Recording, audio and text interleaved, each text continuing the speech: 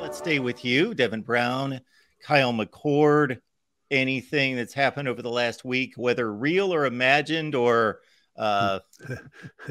in regards to your thoughts about what could result? Yeah, we can. Yeah, I'm not sure if it's real or imagined. That's a good point. But talking to Ryan Day on Monday when he said the coaching staff was pretty much split. My thinking is that split is because I even asked him, is it a defensive versus offensive split? And he almost started to answer before then he said, no comment. But to me, I'm assuming that, and have been hinted towards as such, that defensive coaches are leaning towards Devin Brown, offensive coaches leaning towards Kyle McCord. Defensive coaches, my thinking is that they don't like dealing with guys who will get out of the pocket and will make plays with their feet and just scramble, whereas the guys in the pocket, like a Kyle McCord, they know where he's going to be. They know where he's going to stay. The thing is, Kyle McCord will still get out of the pocket. He will still keep plays alive. So I think it's interesting that you've got two guys that everybody likes. I think my thinking is the defensive side, defensive coaches just don't like dealing with that extra aspect that Devin Brown gives them. So that's maybe why, in my theory, is that they're siding with Devin Brown just because of that aspect of it. But I think both guys, I think Brian Hartline said it yesterday, Ohio State has two starting quarterbacks. They just don't know which one is going to be out there first, basically. Steve. Yeah, I don't consider this to be a negative thing. I think there are some positives here, that they do have the two fields running 11 on 11. We've harped on that quite a bit. And I think that's allowed those guys to get 70% of the reps on their respective fields. And they're getting more reps than they would normally get in a normal camp, because instead of everybody standing around and watching 22 guys play football, you've got 44 guys playing football at all times. So they've gotten the requisite number of reps and they've gotten the work. And there's enough data, probably 200 or 300 throws over or more, even over a almost 3-week period. They would have started practice 3 weeks ago tomorrow. So this is finishing the third full week. They've had a couple off days. So 18 practices, figure 30, 40 throws a practice, 30 throws, 500 throws, probably 400, 500 throws for each guy. I mean, that's crazy amount of data and workload that they've put on those two guys. And they know what the stats are. They know what the numbers are. And if you can't make a decision based on 400, 500, 600 throws, then I don't know what you're looking for. You have a whole season's worth of data or 2 seasons worth of data from practice to really hone in on and figure out who should be the starting quarterback. And I think they're going to get to the bottom of this.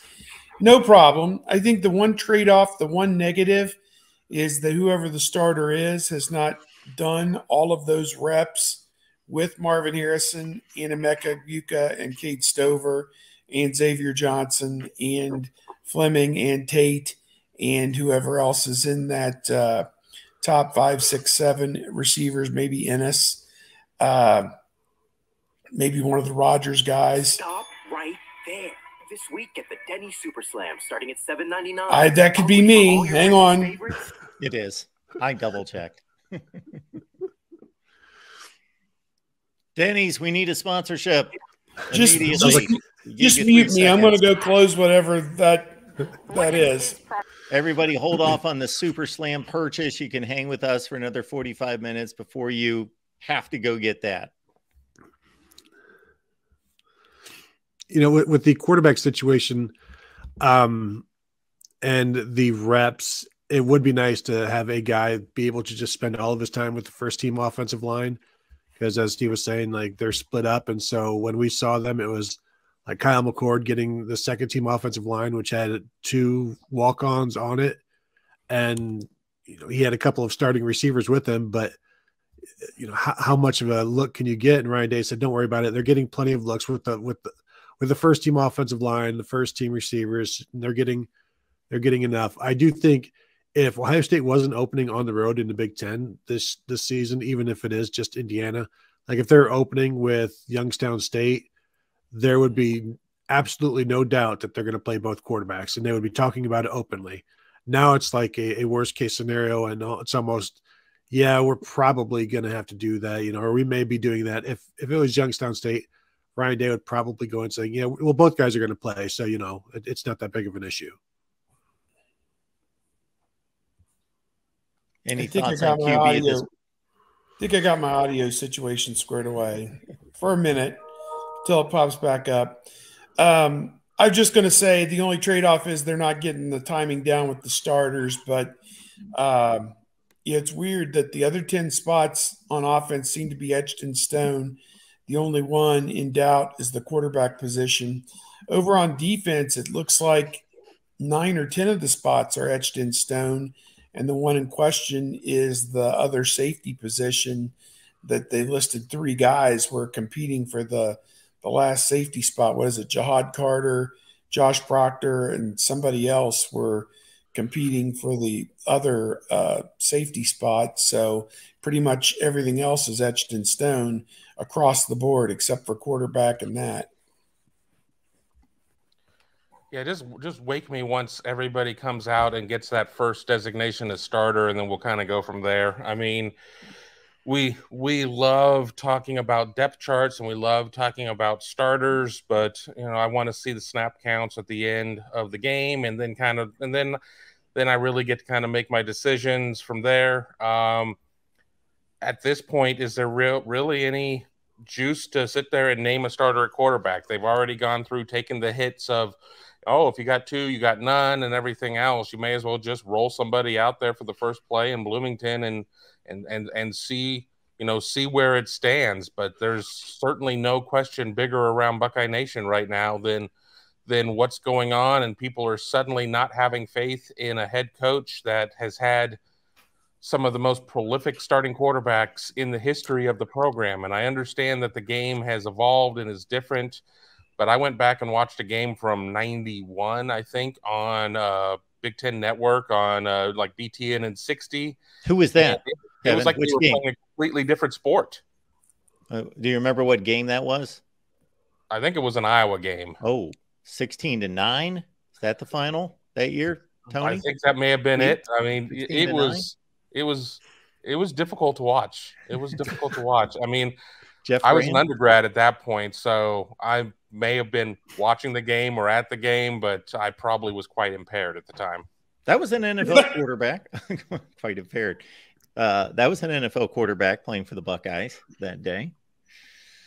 Tom Tupa? I think it would have been Jeff Graham. What year? Kent Graham. It was 91, I think. Kent Graham. Yeah. David Greenshield called the show last night.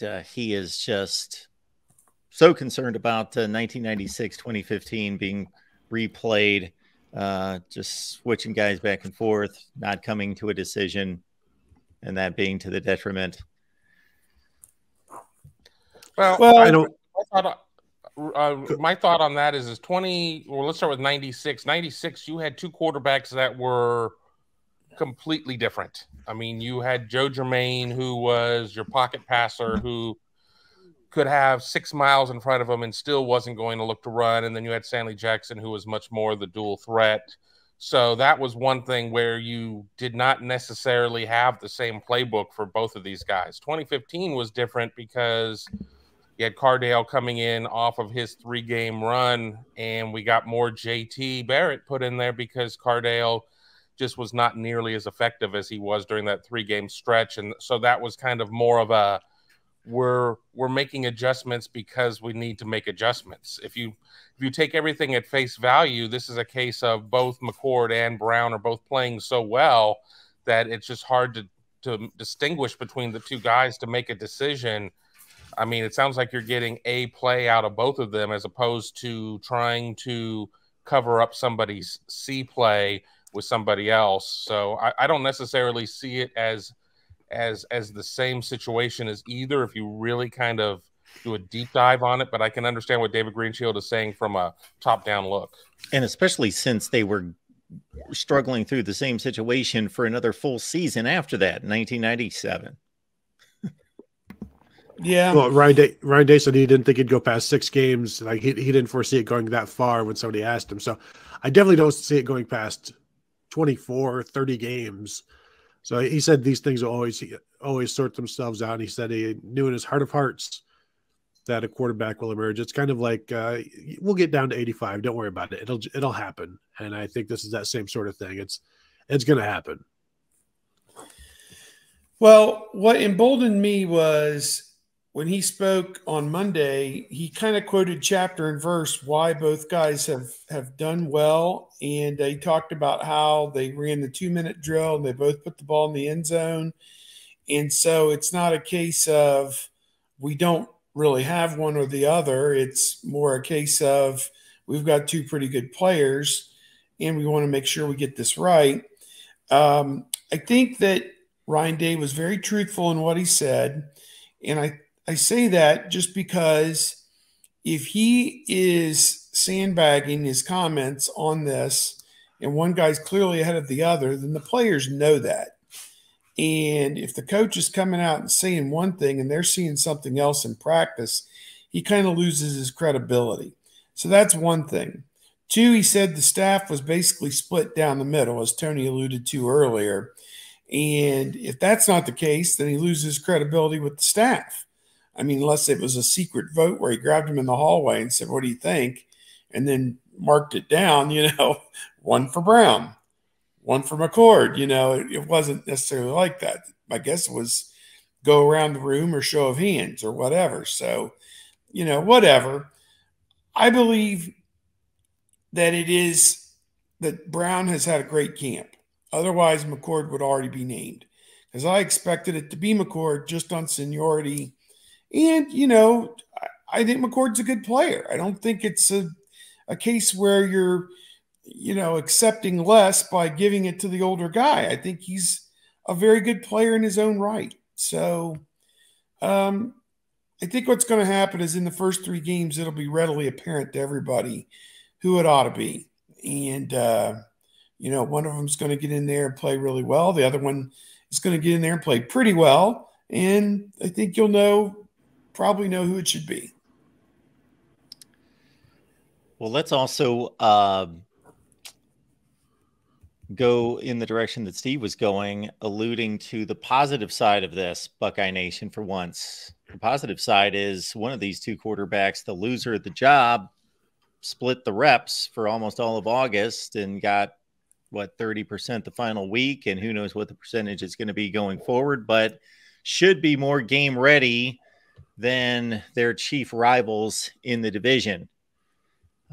So they should be better at the number 2 spot, if needed, than Penn State or Michigan, I would think. You better hope.